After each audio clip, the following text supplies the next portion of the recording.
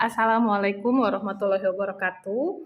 Saya Gania. Kali ini kita akan membahas tentang zat antinutrien atau zat antinutrisi. Sebelumnya kita tonton dulu video dari TikToker satu ini.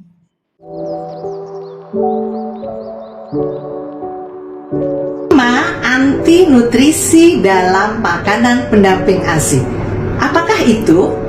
Yaitu zat yang dapat menyebabkan penyerapan protein hewani dalam sistem pencernaan cinta mungil menjadi terhambat, sehingga pertumbuhannya akan menjadi terganggu dan pada akhirnya akan mengakibatkan stunting. Apa saja bahan makanan tersebut? 1. Tahu dan tempe. 2. Kacang hijau. 3. Kacang merah. 4. Jagung. 5. Serealia. Pastikan tidak menambahkan zat-zat atau bahan makanan tersebut dalam empasi cinta mungil. Salam cinta mungil. Kalau sudah menonton video yang tadi, video dari seorang TikToker yang katanya dari tenaga medis itu, betul apa tidak sih bahwasanya kacang-kacangan, tahu tempe, kemudian biji-bijian, jagung itu tidak boleh dimakan sama sekali oleh anak-anak karena akan mengganggu pertumbuhan? Ya, mungkin pada penasaran ya, bagaimana ibu dan bapak sehabis nonton video itu kemudian anak-anaknya pada minta makan tempe tahu kayak gitu. Mau tempe goreng. Mau tempe goreng. Mari kita bahas ya sama-sama. Jadi, betul memang ada yang namanya zat antinutrisi atau zat antinutrien. Nah, kita mengenal dulu nih ya, zat antinutrien itu ada apa aja. Yang pertama ada asam fitat, itu biasanya terkandung pada kacang-kacangan atau biji-bijian. Itu bisa menghambat penyerapan zat besi, kalsium, dan mineral-mineral baik yang dibutuhkan oleh tubuh. Itu pada kacang-kacangan dan biji-bijian. Terus kemudian ada yang namanya lektin, itu juga bisa menghambat nutrisi mineral dan vitamin yang dibutuhkan oleh tubuh yang biasanya terdapat pada kacang-kacangan dan pada biji-bijian juga. Kemudian ada tanin, biasanya ini ada pada teh, kemudian ada pada sayur-sayuran warna hijau yang bisa menghambat penyerapan vitamin C dan zat besi. Terus kemudian ada yang namanya zat antinutrien yang disebut inhibitor protease. Ini bisa sangat menghambat protein yang dibutuhkan untuk membangun sel, memulihkan luka dan untuk pertumbuhan. Kayak gitu. Itu adalah jenis-jenis zat antinutriennya itu sendiri. Zat antinutrisi itu yang bisa menghambat penyerapan zat gizi. Salah satunya bisa menghambat penyerapan protein ya yang dibutuhkan untuk perkembangan dan pertumbuhan anak itu untuk bisa tumbuh tinggi. Terus kemudian bisa menghambat pula penyerapan zat besi yang membuat orang-orang jadi anemia, bisa menghambat penyerapan kalsium dan lain-lain.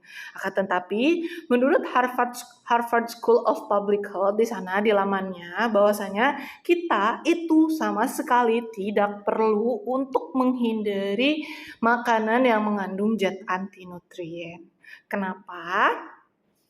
Karena zat antinutrien itu ya biasanya adanya pada kacang-kacangan, kemudian biji-bijian modelan seperti jagung, kacang hijau, kacang kedelai. Zat antinutrien itu memang ada, tapi tidak perlu dihindari karena itu hanya muncul dampaknya ketika kita makan terlalu banyak. Makan terlalu banyak yang ke satu dan makan tanpa pengolahan yang baik. Jadi, zat antinutrien ini bisa disiasati. Bagaimana cara menyiasatinya? Oke, jadi yang pertama adalah zat antinutrisi atau zat antinutrien ini bisa paling banyak itu terdapat justru pada cangkangnya atau pada kulit dari biji-bijian dan kacang-kacangan tersebut. Hal ini bisa kita akali dengan cara merendam bahan makanan yang mengandung zat antinutrien, misalnya kacang hijau ya. Biasanya kan ibu-ibu kalau mau misalnya masak bubur kacang itu direndam dulu lama. Nah, itu bisa menghilangkan zat antinutrien di dalamnya. Terus kemudian kulitnya juga kadang ada yang dikupas. Nah, untuk pembuatan tahu dan tempe itu kan pembuatannya dengan cara membuat kulitnya terkelupas. Itu udah sangat banyak mengurangi zat antinutrien di dalamnya, karena kebanyakan zat antinutrien itu ada di dalam kulit atau cangkang dari biji-bijian dan kacang-kacangan tersebut.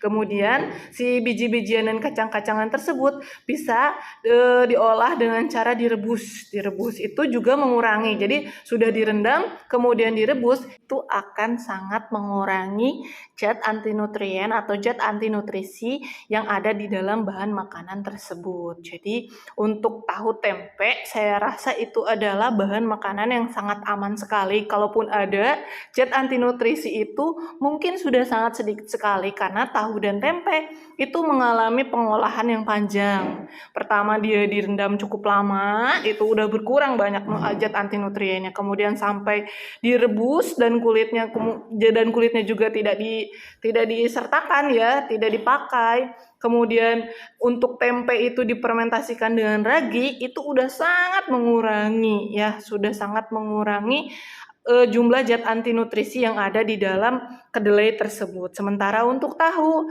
dia kemudian setelah direbus, digiling ya, direbus dipisahkan dengan kulitnya, digiling, diendapkan, itu sudah sangat mengurangi sekali. Jadi hampir tidak ada kalau menurut saya zat antinutriennya karena sudah mengalami berbagai proses. Sementara untuk bubur kacang seperti itu, kemudian sayur kacang merah, itu saya yakin semua ibu-ibu yang ada di Indonesia itu mengolah kacang-kacangan dengan cara direndam terlebih dahulu kan, biar mudah pada saat masak, tidak membutuhkan waktu yang sangat lama dalam perebusannya. Itu dari direndam kemudian direbus itu sudah sangat mengurangi zat antinutrien di dalamnya. Oke, jadi kita tidak usah khawatir, asal dengan pengolahan yang betul, kita bisa mengurangi dampak dari zat antinutrisi yang dimiliki oleh suatu bahan pangan. Ya, seperti kacang-kacangan, jagung, biji-bijian seperti serealia yang ada. Nah, walaupun zat antinutrisi itu dimiliki oleh bahan pangan, walaupun punya dampak negatif mengurangi penyerapan zat gizi tertentu, tetapi zat antinutrisi seperti asam fitat, tanin itu juga mempunyai manfaat lain. Misalnya, asam fitat itu bisa berfungsi untuk menstabilkan kadar gula darah dan mengurangi kolesterol. Kemudian tanin mempunyai antioksidan yang tinggi untuk mengurangi jumlah sel kanker di dalam tubuh. Jadi jangan sama sekali menghindari bahan pangan yang bisa kita makan dan kita olah, apalagi kalau ada di sekitar kita.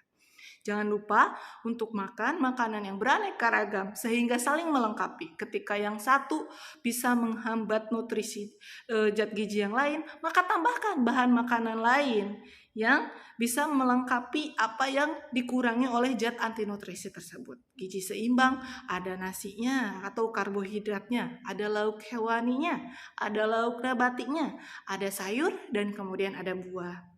Jadi kalau misalnya di makanan bayi dan balita, bayi sampai usia 2 tahun, itu bisa 5 bintang ya. Nasi, karbohidrat, lauk hewani, terus kemudian lauk nabati, sayur, kemudian ada minyak atau lemak 5 bintang, ditambah dengan buah sebagai camilannya. Jangan pernah takut, jangan langsung percaya ketika ada statement dari sosial media tanpa mempelajarinya terlebih dahulu. Mungkin saja itu adalah suatu statement atau suatu keterangan yang memang betul, tapi belum selesai keterangannya. Manfaatkan keanekaragaman bahan pangan yang ada di sekitar kita. Lebih sehat dengan gizi seimbang. Tidak perlu ada yang dihindari. Wassalamualaikum warahmatullahi wabarakatuh. Semoga bermanfaat.